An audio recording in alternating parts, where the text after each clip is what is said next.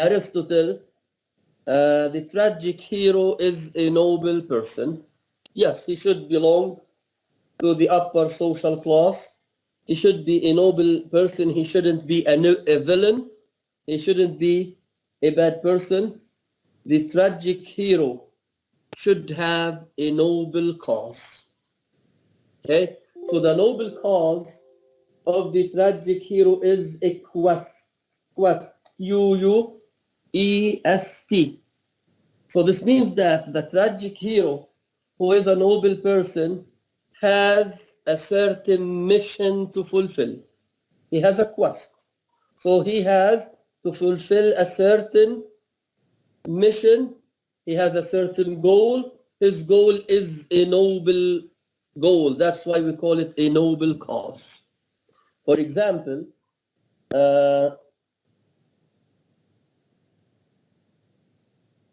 King Lear wants to have a kingdom ruled by Christian values. So this is his noble cause.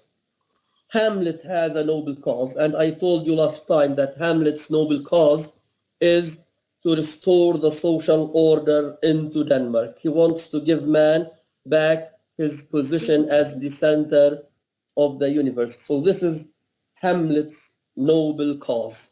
And according to Hamlet, i.e. the play, and when I refer to Please, the can play, you repeat King Lear's noble cause? King Lear's noble cause is that he wants to have a kingdom ruled by Christian values, such as love, pity, sympathy, care, attention, and what have you. Okay? So Hamlet's quest is to give man back his position in the universe. So according to the play Hamlet, so when I refer to the play, you have to underline the title. So when you write Hamlet, you have to underline it. When we refer to King Lear, you have to underline the title because this is the title of the play. So when we refer to Hamlet, the character, or to King Lear, the character, you don't need to underline it. So it is not a title. So in Hamlet, I either noble cause, and according to him, his noble cause is a sacred mission, something very important, sacred. Sacred. Okay? So according to the play, the ghost tells Hamlet to revenge his death. So this is the literal level of the play, but at the symbolic level, Hamlet's noble cause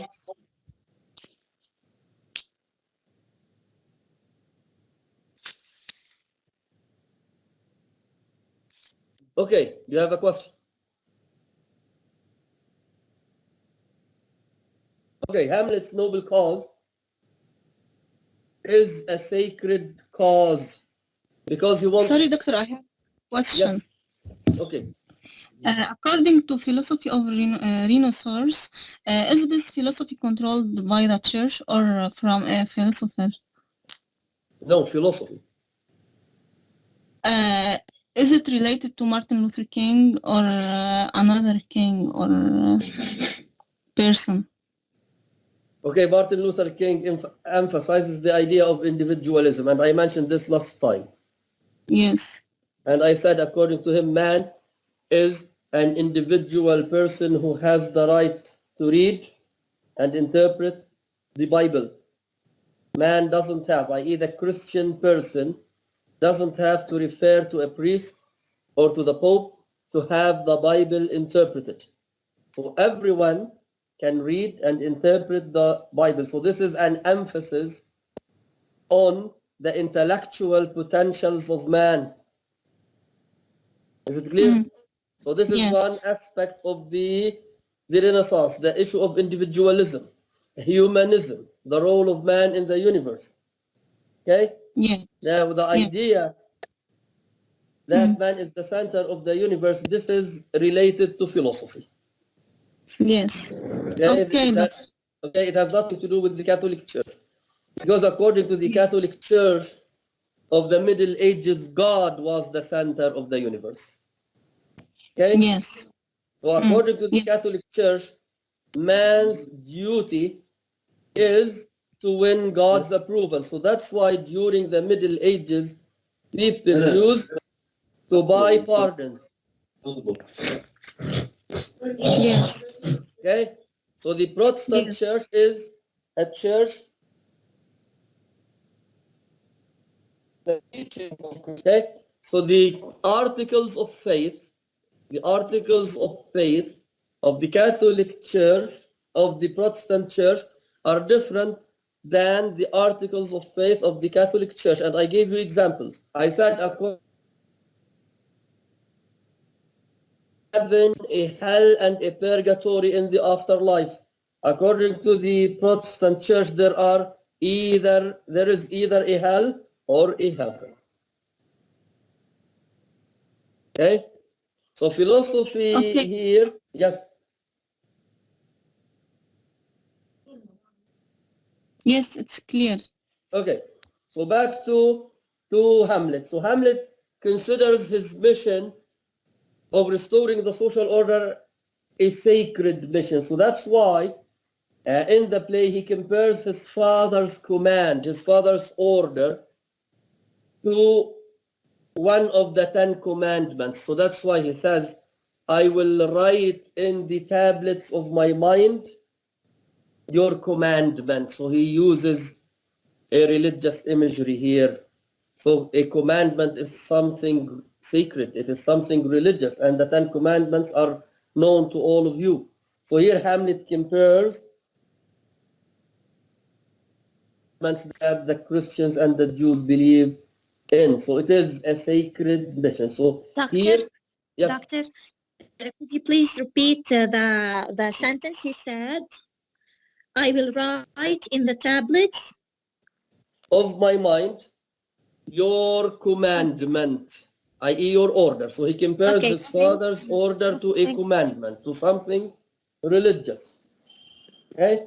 So here, Okay. the tragic hero is a noble person who has a noble cause, but he makes a mistake. Okay?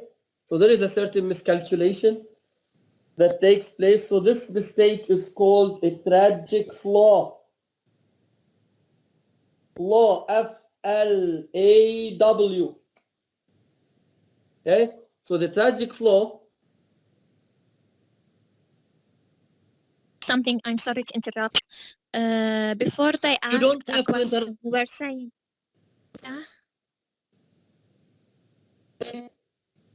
The lecture is recorded and you are recording it. So if you want to yes. ask me every now and then about every single sentence, we will not be able to do anything. Okay, what's No, your it's question? something important.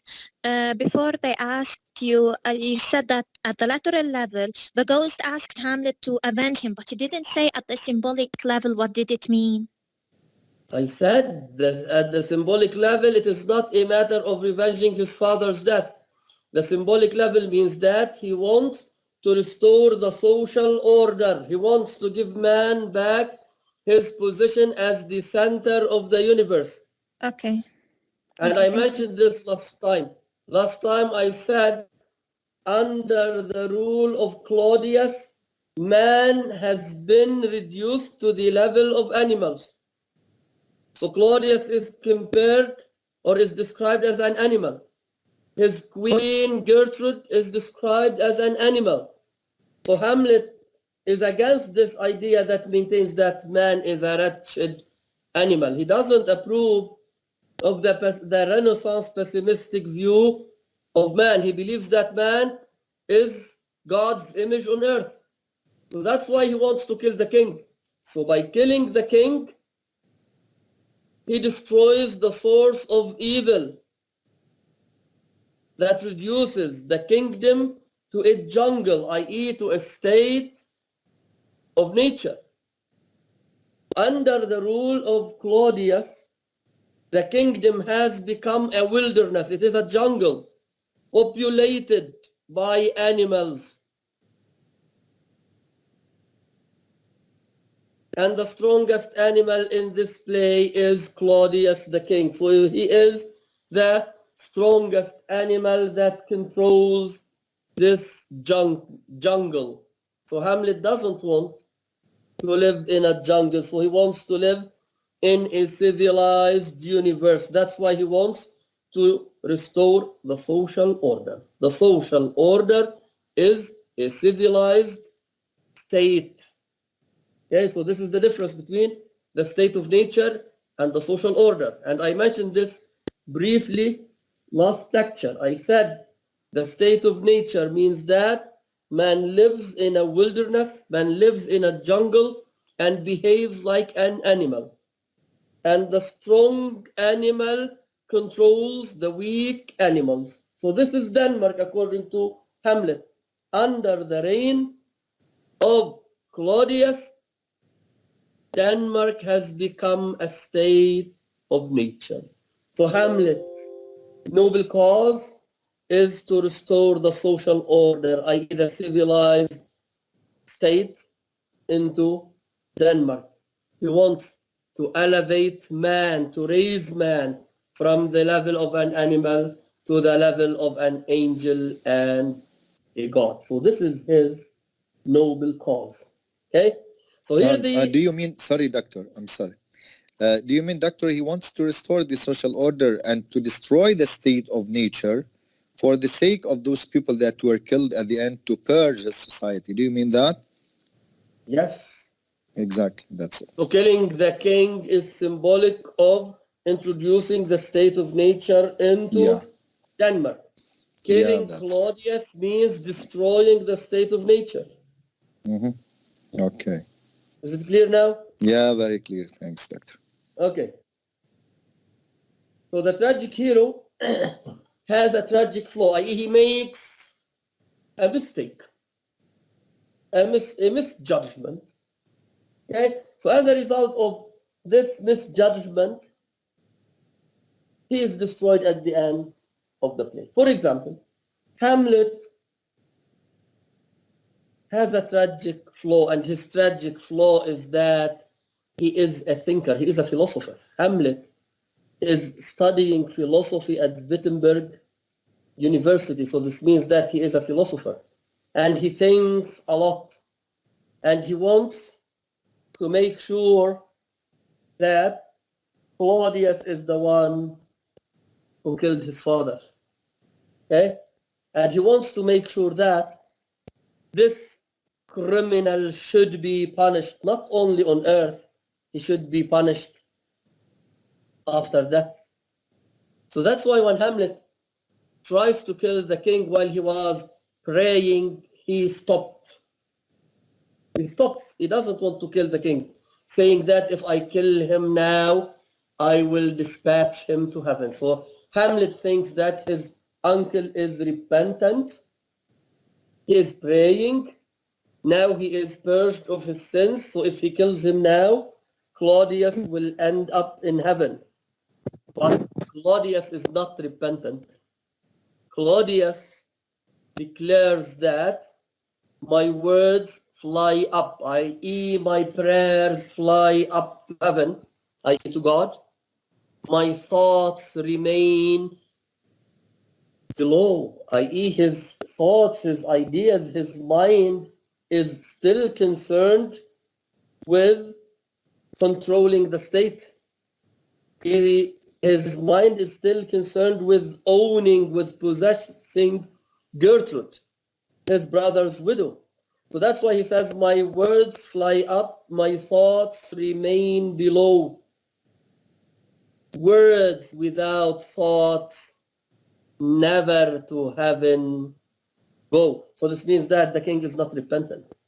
And if Hamlet kills him right now, Claudius will end up in hell. But Hamlet doesn't know that the king is not repentant. So that's why he doesn't kill him while he is praying. So this is one of the mistakes that he makes. So that's why he postpones the action of destroying the source of evil till the very end of the play.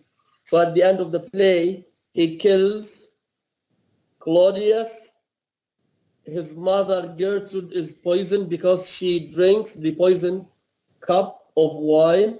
So the sources of evil are destroyed at the end, and Hamlet himself is destroyed at the end. So this is his tragic flaw. So he thinks a lot. He is a philosopher. He wants to make sure that Claudius is the source of evil that is controlling the kingdom. So this is his tragic flaw. So the tragic hero is a noble person who has a noble cause and who has a tragic flaw. So he dies at the end of the play according to Aristotle. And according to Aristotle, we have another element. So in addition to the noble character, the noble cause, the tragic flaw, and the destruction of the tragic hero, we have catharsis. Catharsis. C-A-T-H-A-R-S-I-S.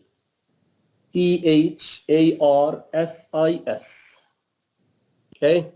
Now, according to Aristotle, catharsis means that the audience attends a tragedy in order to give vent to his feelings of terror and fear, terror and pity, P-E-R-R-O-R, and pity, P-I-T-Y.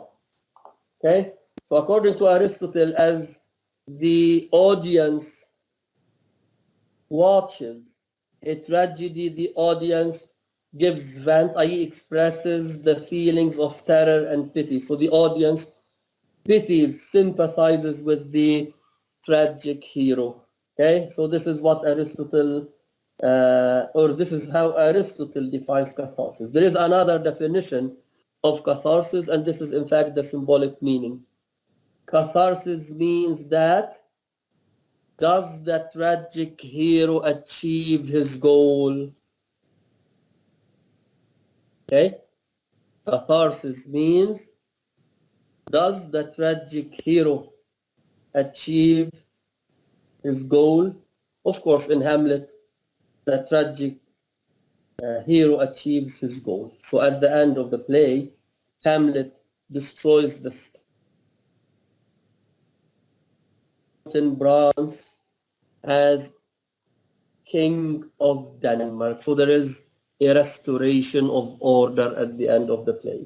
So the kingdom by killing the, sorry, Dr. Fuenter, by killing the source of evil, that's what we're talking about, the catharsis. Yeah. Achieving the goal, I mean, that's it.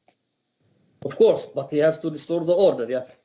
So his aim is to destroy the state of nature and to restore the social order. So Hamlet at the end destroys the state of nature as he kills Claudius and restores the social order as he appoints Fortinbras as king of Denmark. So the catharsis takes place at the end of the play. Is it clear? Very clear. Okay. So this is, yes. Is against the state of nature just because a man is considered as an animal. This is the reason why. Okay, Hamlet, as I said, represents the optimistic view of man. Yes. And because he represents the optimistic view of man, he couldn't accept the state of nature. He couldn't approve of the state of nature. Okay, thank you. Okay? And this is Shakespeare, in other words. Shakespeare, through Hamlet, dramatizes the consequences of living in the state of nature and how the state of nature should be replaced with the social order. Okay? Oh, so this means that Shakespeare doesn't approve of the behavior of Claudius and Gertrude. Okay? Shakespeare, as I told you last time, upholds the Renaissance optimistic view of man. So he dramatizes the philosophy of the Renaissance through his plays, through Hamlet, as well as through King Lear. Okay? Yes, thank you. Okay, so this is Aristotle's definition of tragedy. Now, in addition to what Aristotle said, Clifford Leach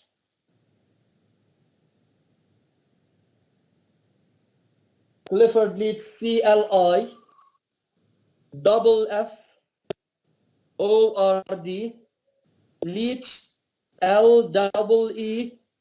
LEECH. Okay? So according to Clifford Leach, the tragic hero should achieve a certain kind of understanding. He should, Doctor, sorry, there's a problem in connection. Can't hear you well. okay, I think you have a problem. The internet is very well here. Oh, okay, I maybe. have a strong connection. Okay.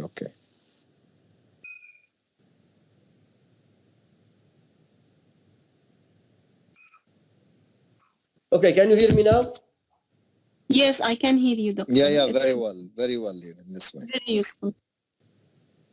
Okay, Ali, I think Ali is asking. Yeah. Ali, do you have a Doctor, problem yeah. now? No, Is it's it clear right solved? now, doctor. Yes, doctor, thanks. Hear you well. Okay. Okay, Clifford Leach believes that the tragic hero should achieve a certain kind of understanding.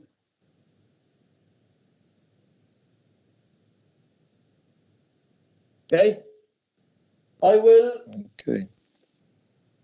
dictate to you his definition of understanding.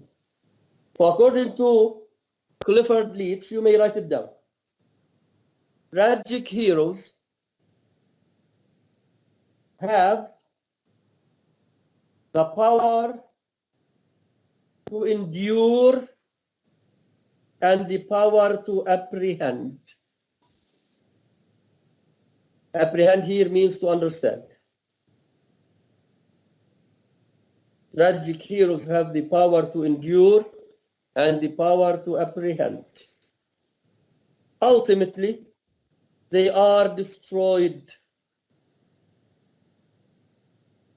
But in all their sufferings, ultimately, they are destroyed.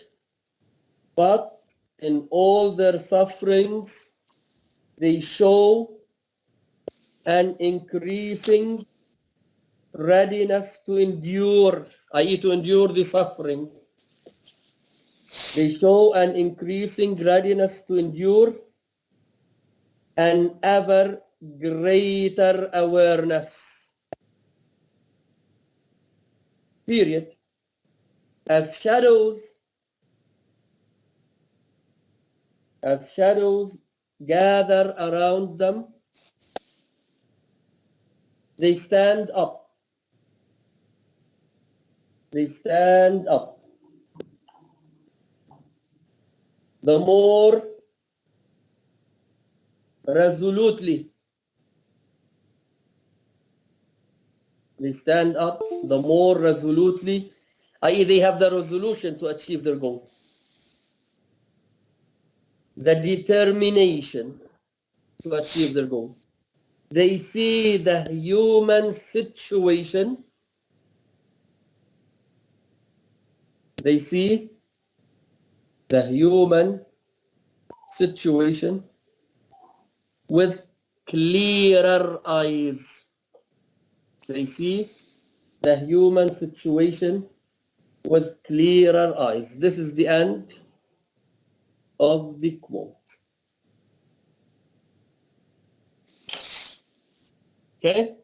So the tragic hero, according to Clifford Leach, suffers a lot.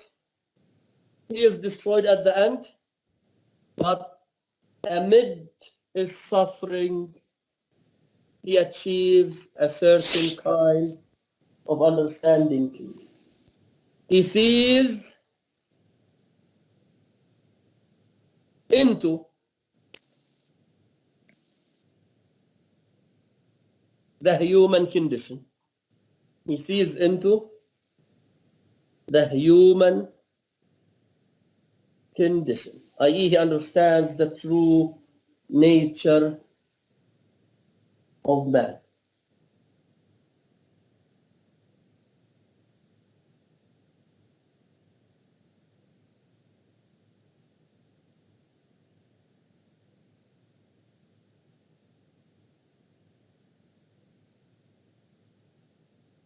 Okay?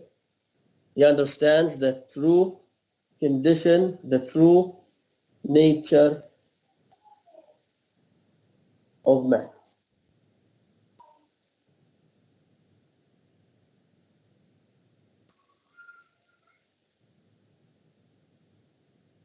Okay?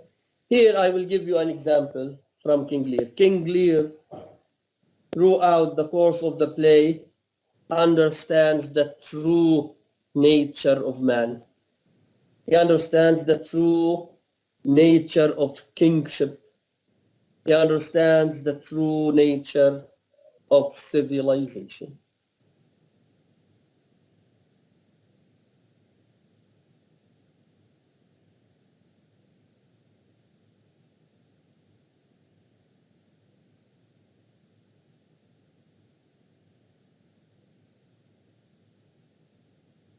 Okay?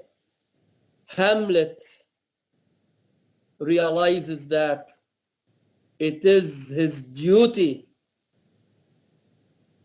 to right the wrongs done in Denmark.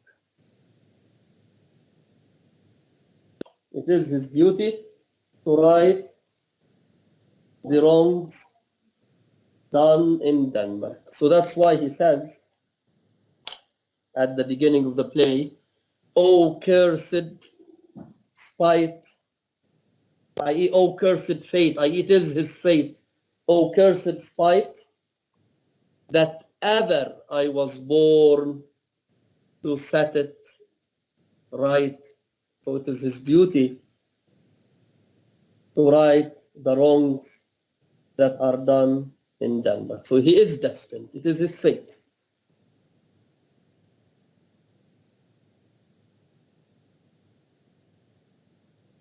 To destroy the state of nature and to restore the social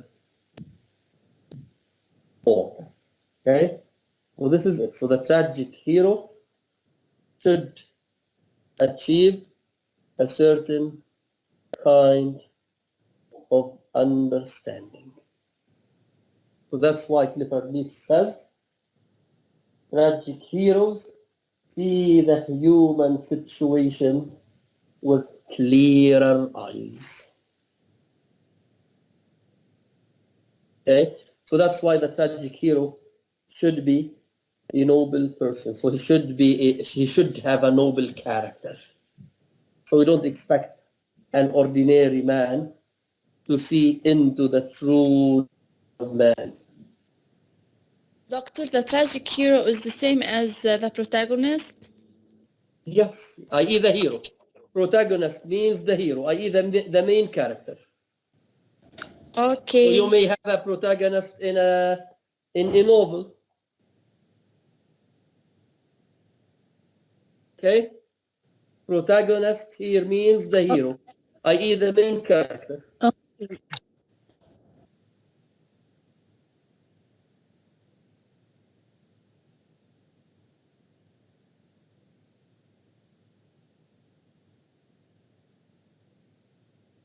Okay? And you should know that tragedy is the literary genre, Genre. It is a French word. Okay? Tragedy is the literary genre of the upper social class.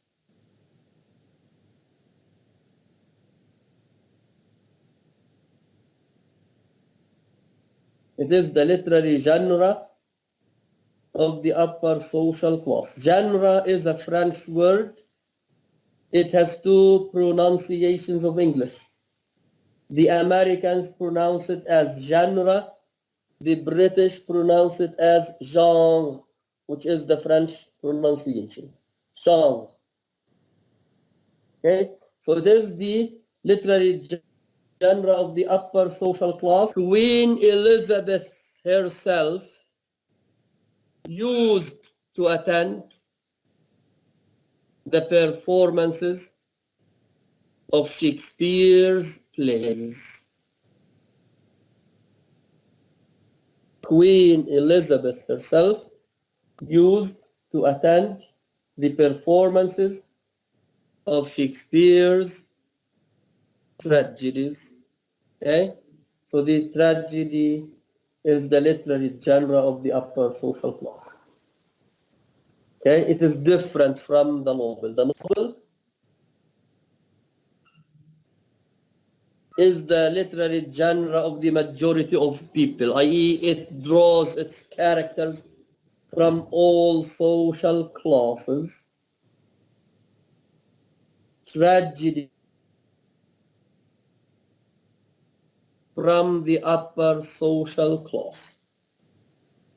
Okay, so the tragic hero is a noble person. The characters are noble persons.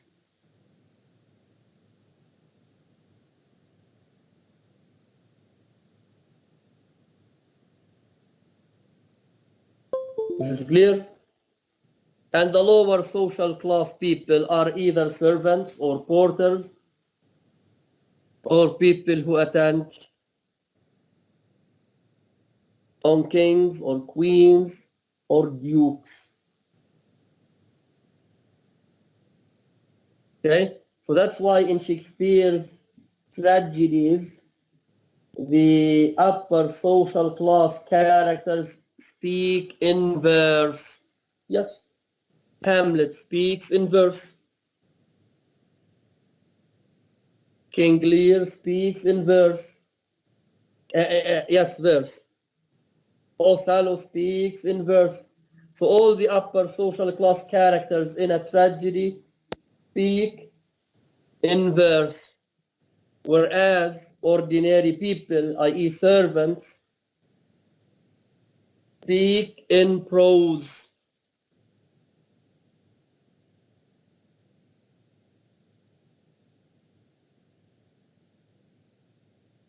Okay? So the language of the characters reflect their social status. S-T-A-T-U-S. The language of the characters reflect their social status.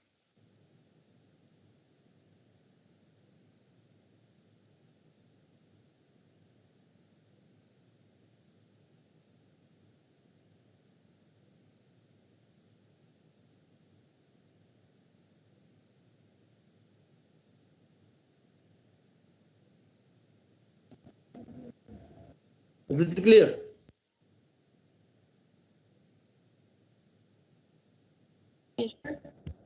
Okay. Sometimes we have a religious aspect in a tragedy. Yes, sometimes we have Doctor, yes. you said all characters speak in verse and all ordinary people speak in what? I didn't hear that word. I said the upper social class characters speak in verse. In verse. Yes, I either use poetry. Hamlet speaks in verse. Okay, and the ordinary people speak in? As ordinary people, servants, porters, speak in prose.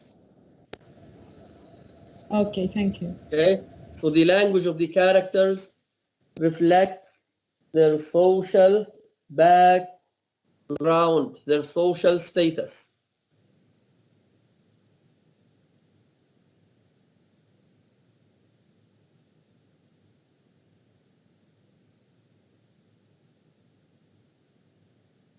Okay, so therefore, as we study the three tragedies, we will try to identify the noble cause, the tragic flaw, the understanding of each of these tragic heroes.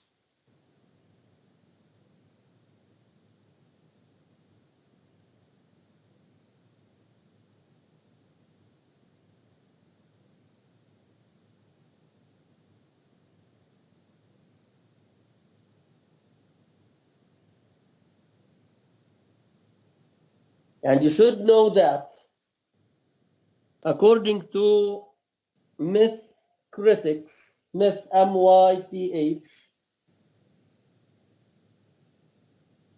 tragedy originated from myth, i.e. tragedy has its roots in myth, i.e. in mythology.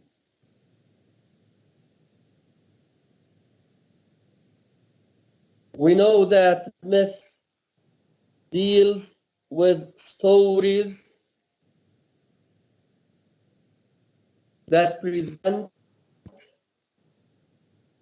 the theme of life, death, and resurrection. Myth deals with stories that present the themes of life, death, and resurrection, i.e. rebirth, resurrection, R-E-S-U-R-R-E-C-T-I-O-N, resurrection, i.e. coming back to life after death. Okay, so myth celebrates, in other words, what we call life cycle in man as well as in nature.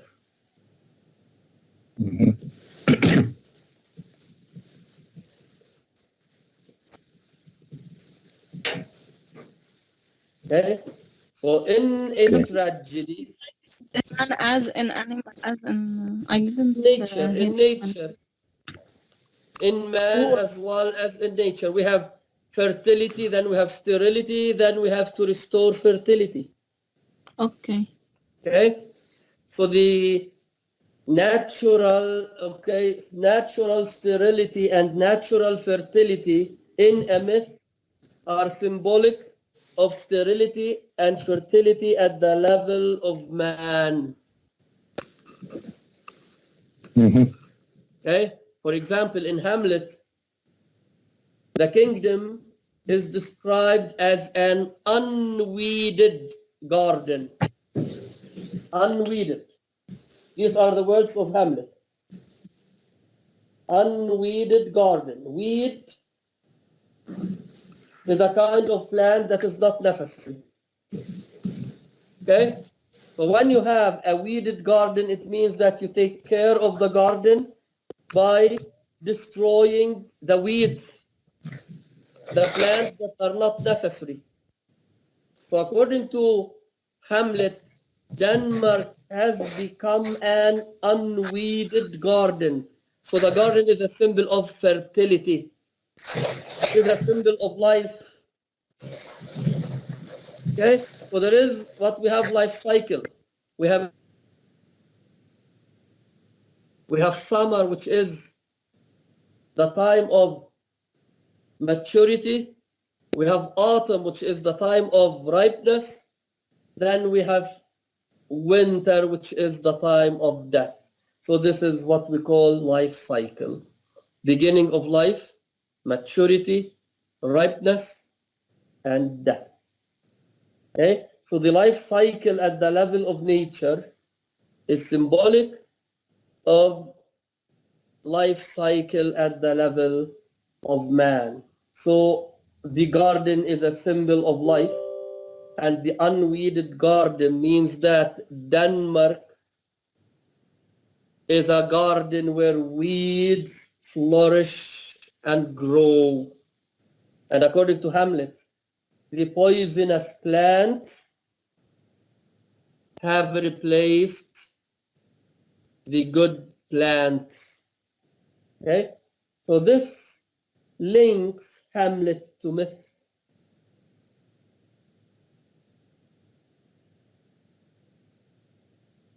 Okay? Doctor, we can This, hear you. Okay, yes.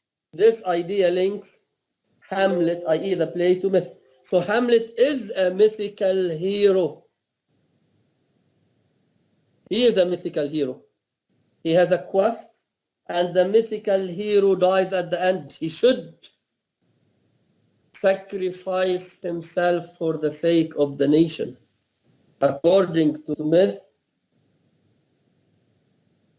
there should be a hero who sacrifices himself for the sake of the nation. So that's why the hero is referred to as a scapegoat. Scapegoat. S-C-A-P-E-G-O-A-T. i.e. he is the scapegoat who destroys his nation. Okay? So he atones. A-T-O-N-E-S. The tragic hero, who is a mythical hero, atones for the sins of his nation. Atones for the sins of his nation. Is a mythical hero who atones for the sins of his uncle and his mother. Sorry, do you mean, doctor, he takes on himself all the sins of his nation? Of course, he No, that's it. sacrifices himself to purge, to free. Yeah. Purge. P-U-R-G. He sacrifices himself to purge the nation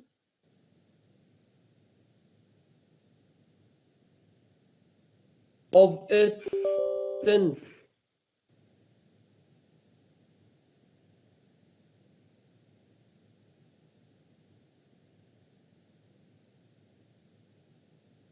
Okay? So there is the idea of shedding the blood of the tragic hero, of the mythical hero. Hamlet in the play is stabbed by a poisoned sword. So it means that he will bleed. So his blood is purged, is shed, S-H-E-D, so that the nation will be saved. The nation will be redeemed, R-E-D-E-E-M. The nation will be redeemed. And Hamlet redeems the nation at the end of the play. So that's why catharsis is also referred to as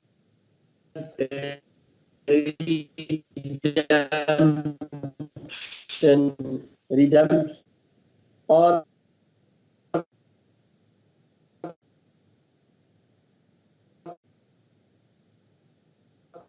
E-D-E-M-T-I-O-N. It is a noun derived.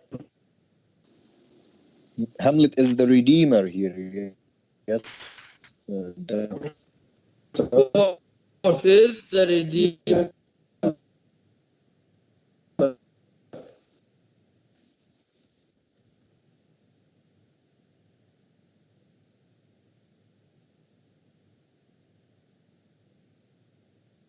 He is the savior, like Jesus Christ, savior, S-A-V-I-O-R.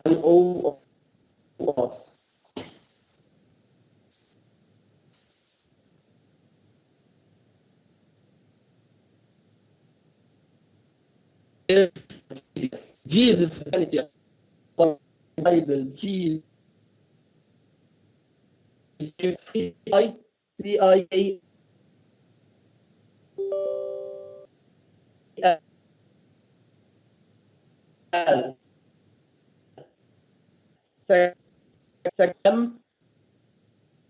Write the sacrificial of Jesus in Bible, right? Can we write it in the exam or not? We can write any symbol about it. Are you going to discuss Jesus Christ on the exam? No, but no, can we write any symbol, no, relate it to Hamlet or not? Sorry for this question. Okay. You may compare him to a Christ figure.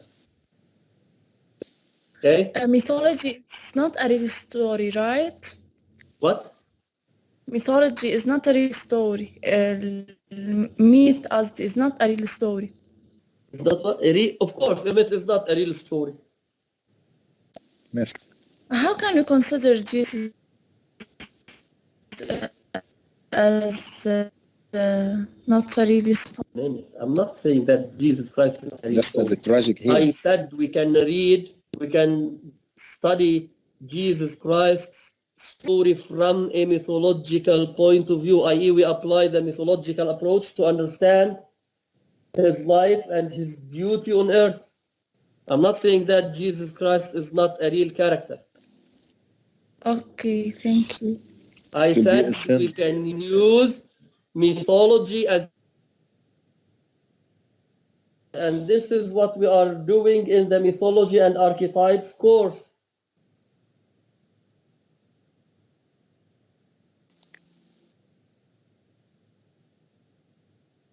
We Okay. consider Hamlet here, Doctor, as you said it, concerning a sacrificial scapegoat here, as you said it, as a lamb, yeah?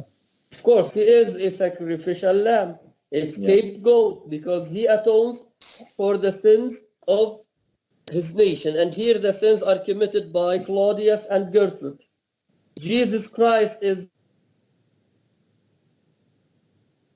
because he sacrifices himself to purge all humanity of the original sin, i.e. the sin of disobeying God. Adam and Eve disobeyed God. That's why they were cast from heaven. So this is their original sin. To sanctify the Huh? sins. Sorry, Doctor, for interruption. I'm just saying, some commenting on something to sanctify the sins of the society concerning Hamlet. Sanctify? Yeah, from the word No, sanction. no, you sanctify a marriage, i.e. you bless it. Sanctifying the sins, I mean here, as cleansed, as purged, or I no? said you atone for, you make up. Yes, okay. يعني تكفر, in other words, Yes, عن exactly. خطايا الأمة. This is the meaning of Yeah, atone yeah. for. Sanctify, at church you have your marriage sanctified by the church. i.e. it is approved by the church. It is blessed by the church. This is the difference between four. Yes, okay. Clear? Thanks, Doctor. Yes, very clear. Okay, so from a mythological point of view, from a tragic point of view, Jesus Christ is a tragic. He is noble cause him on earth. His cause is to purge the humanity of the original sin. So that's why he is crucified on the cross. Okay? So Jesus Christ crucifixion, his death, is symbolic of the death of man's sinful nature. So by dying on the cross, the evil side of human nature is destroyed, and Jesus Christ's resurrection, his rebirth on Sunday, on Easter Day, is symbolic of the rebirth of all humanity, i.e. metaphorically speaking, man died as a sinner with the death of Jesus Christ. He came back to life as a man free of sin with the rebirth, with the resurrection of Jesus Christ. So that's why I said the myth deals with the life, death, and the rebirth or resurrection cycle. And this theme is available, is dealt with in all myths.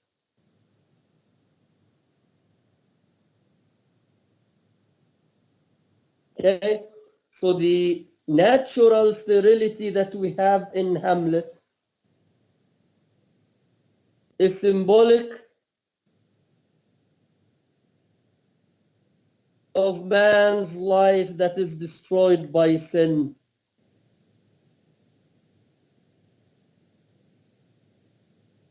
Hamlet's mother is a sinner, his uncle is a sinner because they commit the sin of incest. Okay, so according to Hamlet, this is a kind of sin. They are sinners. Incest means sex between relatives. Okay, so the unweeded garden is symbolic of the sin that flourishes in Denmark. Okay, and the sin is a sign of sterility at the level of man.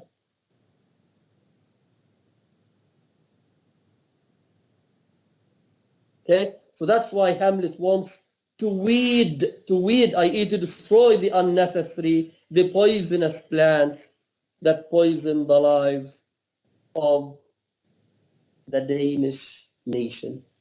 So Claudius himself is the poisonous plant. Somewhere in the play, he describes his uncle as a poisonous plant. Okay? So there is this cycle of life, death, and resurrection. The same applies to Macbeth. Shakespeare draws on natural imagery to highlight this mythical element of the play, and you should know that the people of the Renaissance were interested in myths, and they could understand the mythical dimensions of Shakespeare's plays without needing anyone to interpret the mythical elements to them. So they can understand, or they could understand, what Shakespeare aimed to communicate to them through his plays. They were interested in myths.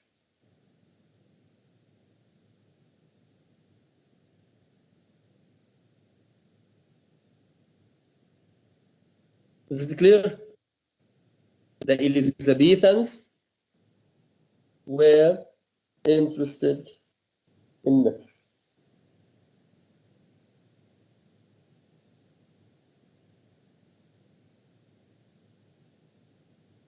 And you should know that myth is related to religion. Yes, there are religious aspects in any. Okay? So always in myths, in Greek myths, we have a god of fertility. Okay? In Phoenician myth that you may have studied at school, Adonis is the god of fertility.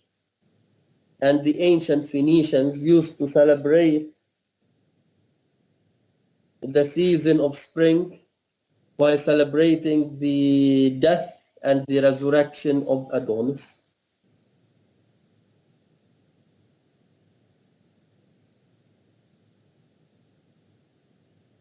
Okay? So that's why in tragedy we have religious elements, as I was saying before I discussed the mythical elements. There is a religious aspect in a tragedy.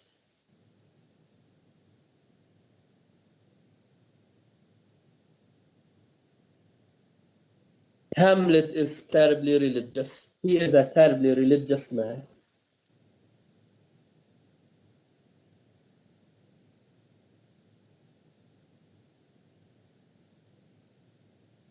The values of the Christian church, although the atmosphere of King Lear is a pagan atmosphere.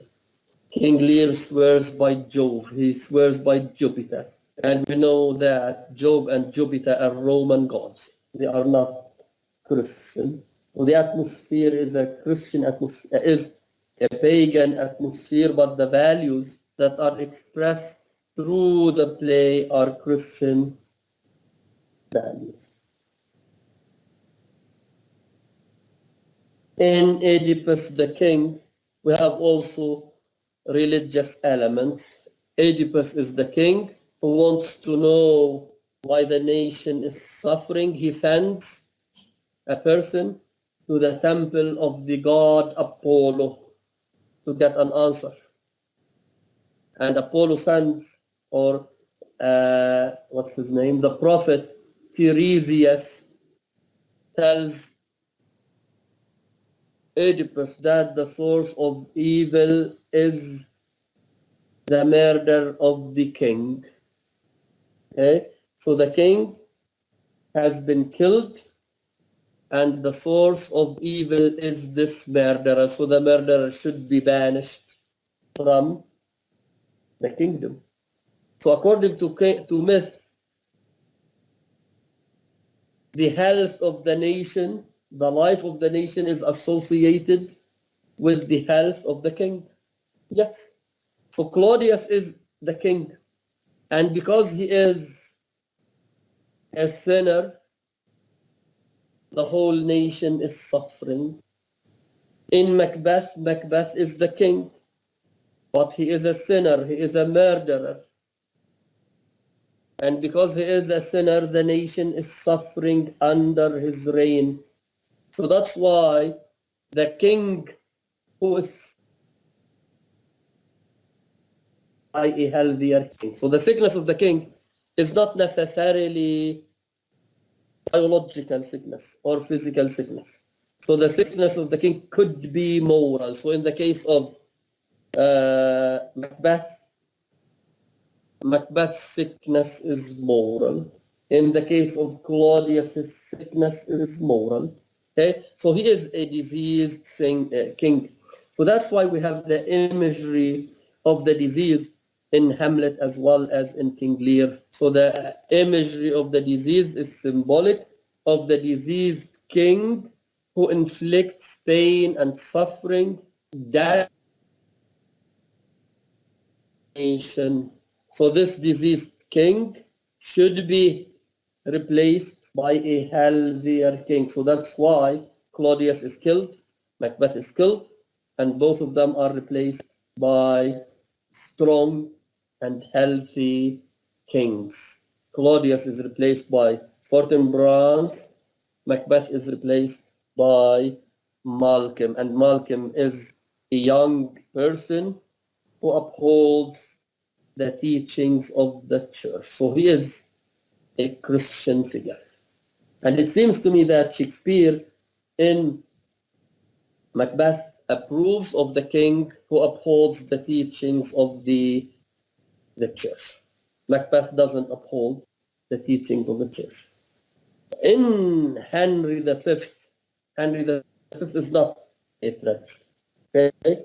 It is a historian. In Henry V, Henry, the King of England, is a man who proceeds according to the teachings of the Bible. So it seems that religion was very important to the Elizabethans, and it is also important to the church. Is it clear? Very Okay? clear, Doctor. Very Okay. clear. So Yes.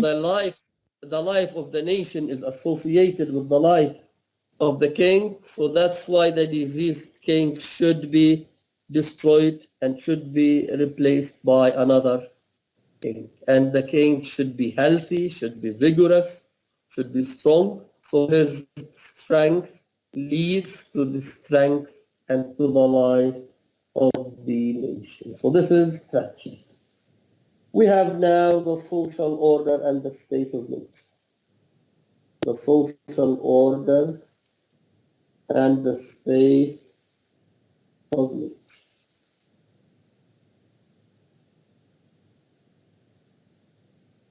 This is a philosophical issue. Okay? Though this is related to philosophy. So you have to know that the philosophers of the Renaissance, like Michel Montaigne, no, Michel Montaigne is a French philosopher. Michel Michel, Montaigne, Montaigne.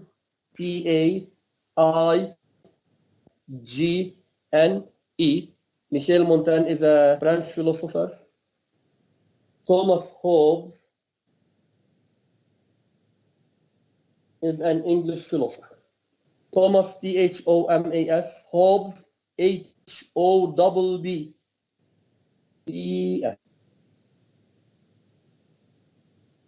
Are two of the Renaissance philosophers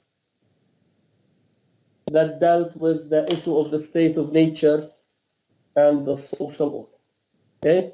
So according to these, yes?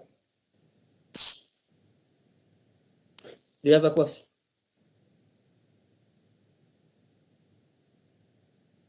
So according to the philosophers of the Renaissance, the state of nature is a primitive world.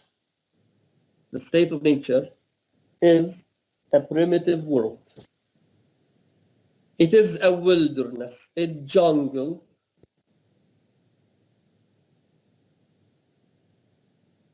Okay? The state of nature is a wilderness controlled by the law, LAW, controlled by the law of the jungle. This means that in the state of nature, the strong beat the weak. The strong beat, B-E-A-T, the weak. In other words, nature, man behaves as an animal. Man behaves as an animal. There are no laws or rules or codes of conduct or behavior. There are no laws, rules, or codes of conduct that control man's behavior. That's why the strong man controls the weak people.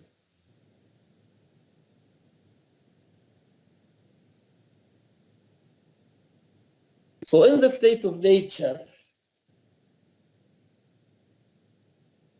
man cannot live happily. Man cannot live happily and function properly. Yes, he cannot live as a happy creature and he cannot function as a human being.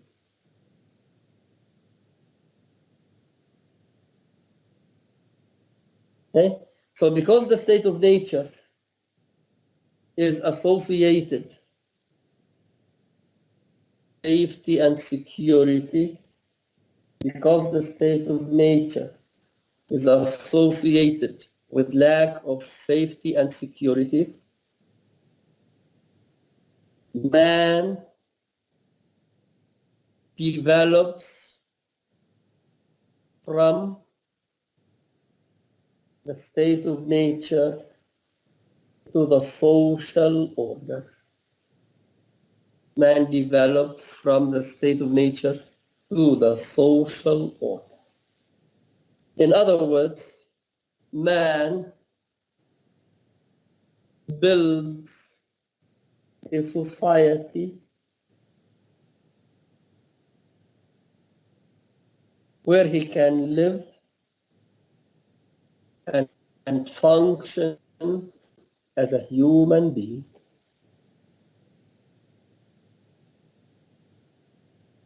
Okay? Therefore, as man progresses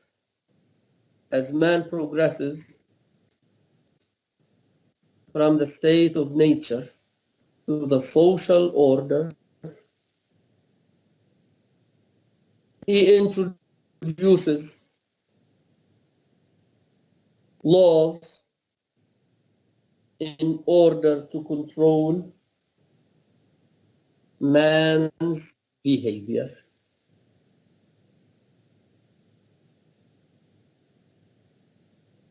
To control man's behavior. So in this sense, man introduces the social order. He introduces a civilized society. Okay? So the social order is a civilized universe. The social order is a civilized universe where man introduces laws and rules to control his actions and his behavior. So in this case, the social order provides man with security and safety.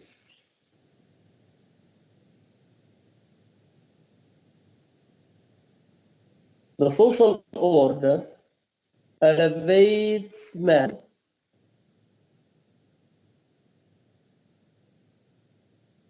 from the level of an animal, from the level of an animal, from the level of an animal that is controlled by his instincts, to the level of a civilized man who is controlled by his intellect, by his mind.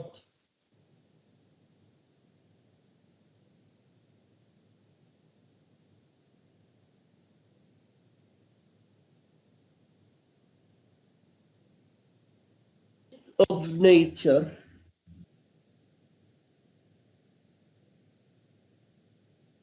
is associated with the survival of the fittest.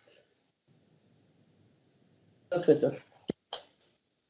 survival, fittest, FITT,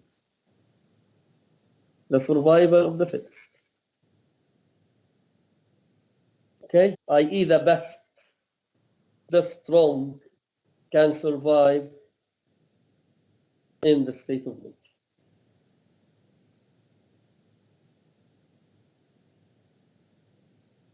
That's why Thomas Hobbes says, man is wolf, WOLF, man is wolf to man, i.e. man is evil by nature. That's why Thomas Hobbes says, man is wolf to man, i.e. man is evil by nature. So the evil nature of man is controlled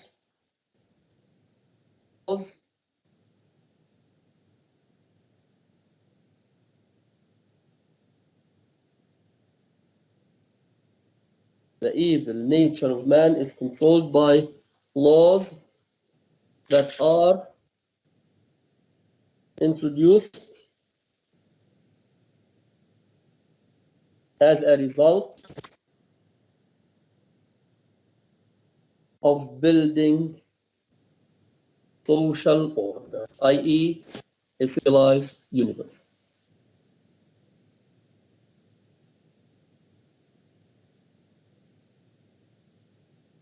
Okay?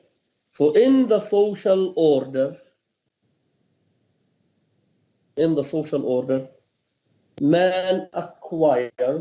man acquires new customs,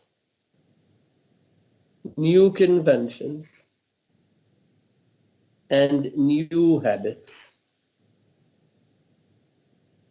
Okay? In the social order, man acquires new customs, new conventions, and new habits. Okay? So these customs and conventions and habits, constitute what we call a second nature. Second nature.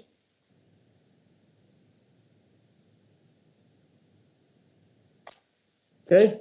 So in the state of nature, man has a first nature, which associates him with animals. Okay? So man's first nature is a primitive nature that associates him with animals.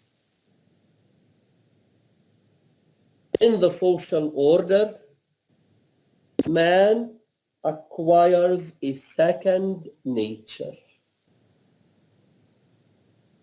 In the social order, man acquires a second nature.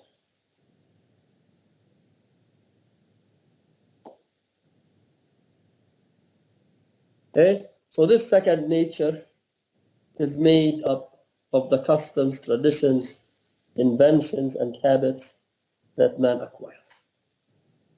Okay? So in the social order, man behaves as a human being. Okay? So here, the strong cannot control the weak. All people are equal.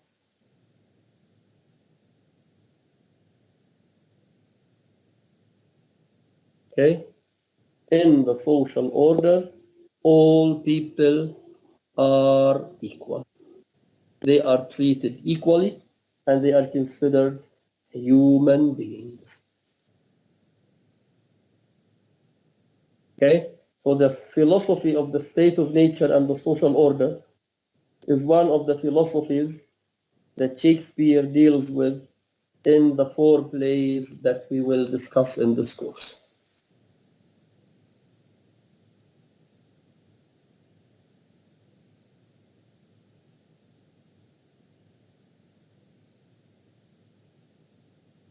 Is it clear?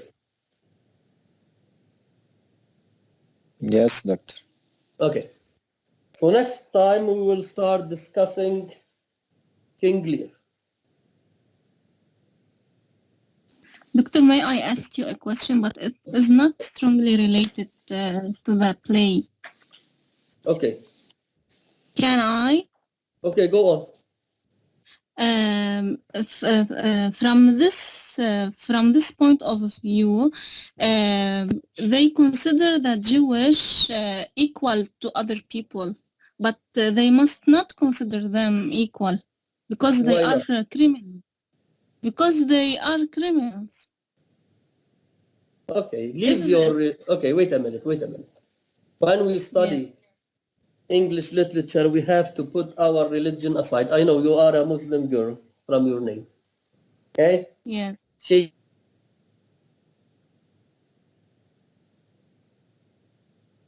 Shakespeare's works on the basis of your religion. Okay? You may have Christian aspects, Christian elements in his plays. You have to deal with them from a Christian point of view.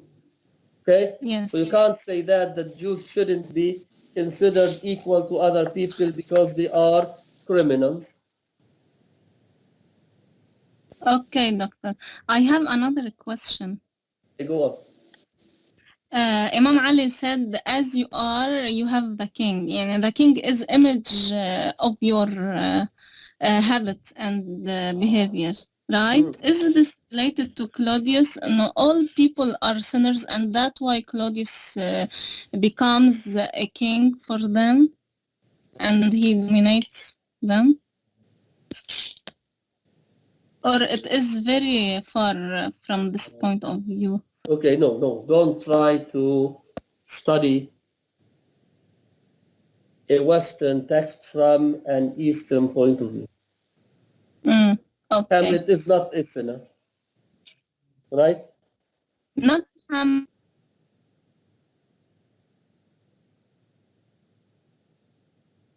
No, not necessarily. Shakespeare Shakespeare consequences of being ruled by a morally diseased king, I think. Okay, doctor. Thank you so much. Not at all. Okay, next time we will discuss, or we will start discussing King Lear. Read at least the first act. Okay? So I will be reading passages from the play, and I will be commenting on them. So I will say Act 1, Scene 1, line 10. Make the reference to the play easy to you. It's easy to listen. So I will read maybe 1 line, 2 lines, 3 lines from the play, and I will comment on their significance. I will analyze them at the symbolic level.